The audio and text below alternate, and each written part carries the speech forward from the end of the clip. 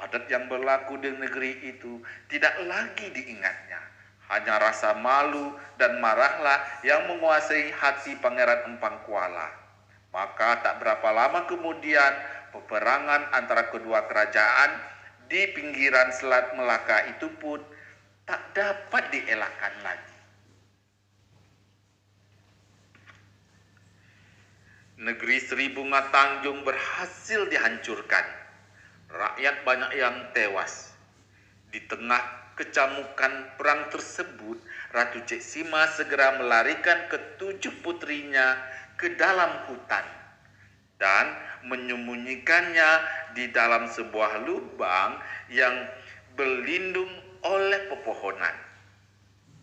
Tak lupa diberikan putri tujuh makanan yang cukup untuk 3 bulan.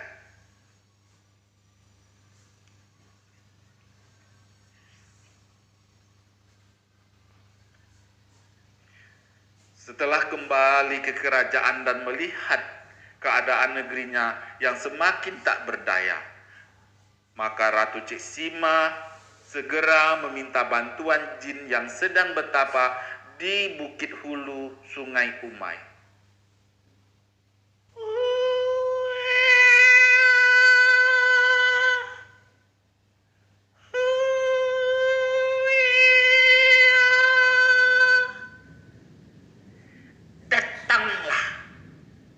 Bantulah.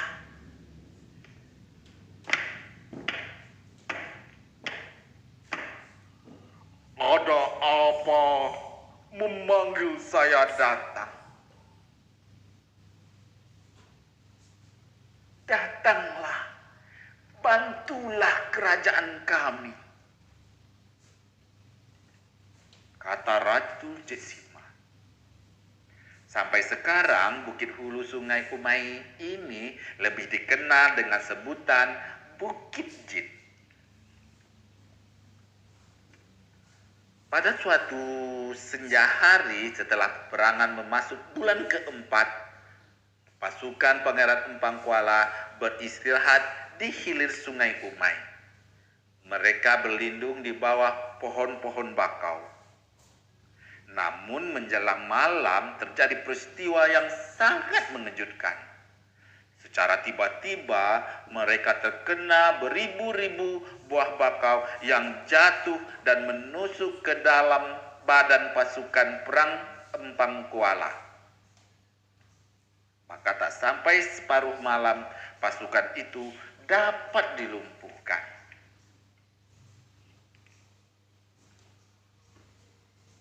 Pada saat pasukan kerajaan Empang Kuala tak berdaya, datanglah utusan Ratu Cik Sima menghadap Pangeran Empang Kuala.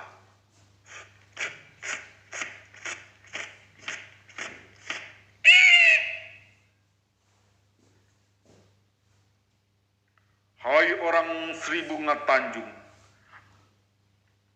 apa maksud kedatanganmu ini? Tanya Pangeran Empang Kuala sambil menahan sakit. Ampun Paduka, hamba datang menyampaikan pesan Ratu Cik Sima agar Pangeran berkenan menghentikan peperangan ini.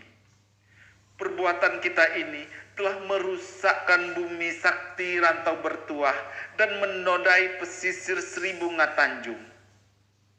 Siapa yang datang dengan niat buruk, malapetaka akan menimpa. Sebaliknya, siapa yang datang dengan niat baik ke negeri Sri Bunga Tanjung akan bersejahteralah hidupnya, kata utusan Ratu Cik Sima menjelaskan.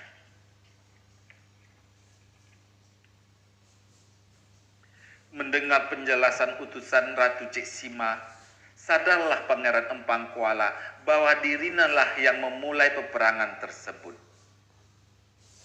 Pangeran langsung memerintahkan kepada pasukannya agar segera pulang ke negeri Empang Kuala. Pengawal, kumpulkan pasukan, kita kembali ke kerajaan, titah Pangeran Empang Kuala.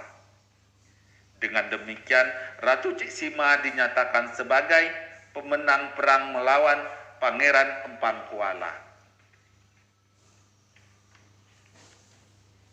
Keesokan harinya, Ratu Ciksima bergegas mendatangi tempat persembunyian ketujuh putrinya di dalam hutan.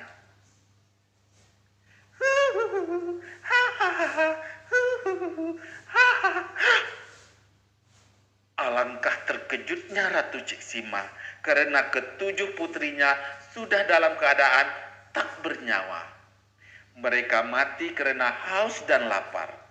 Bekal yang disediakan hanya cukup untuk 3 bulan, sedangkan peperangan antara Ratu Ciksima dengan Pangeran Empang Kuala berlangsung sampai 4 bulan. Akhirnya karena tak kuat menahan kesedihan atas kematian ketujuh putrinya, maka Ratu Ciksima pun jatuh sakit dan tak kemudian meninggal dunia. Sampai kini pengorbanan putri 7 itu tetap dikenang dalam sebuah lirik.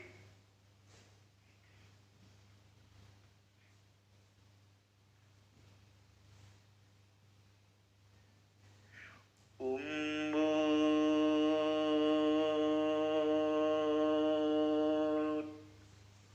mari mayang di umbut,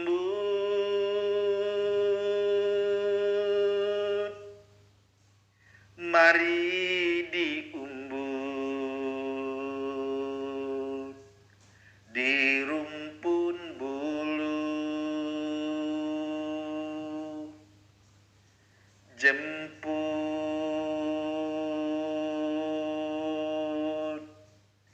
mari dayang dijemput,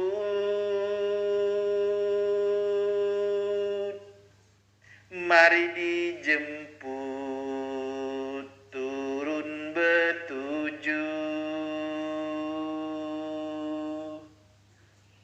Ketujuhnya berkain serong, ketujuhnya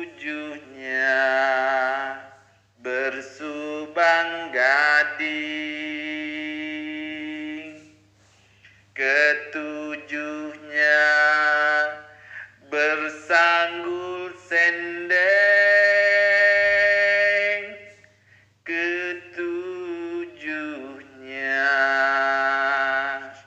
memakai pending. Dari cerita ini, masyarakat Dumai meyakini bahwa nama kota Dumai berasal dari kata diserang Dumai menjadi Dumai.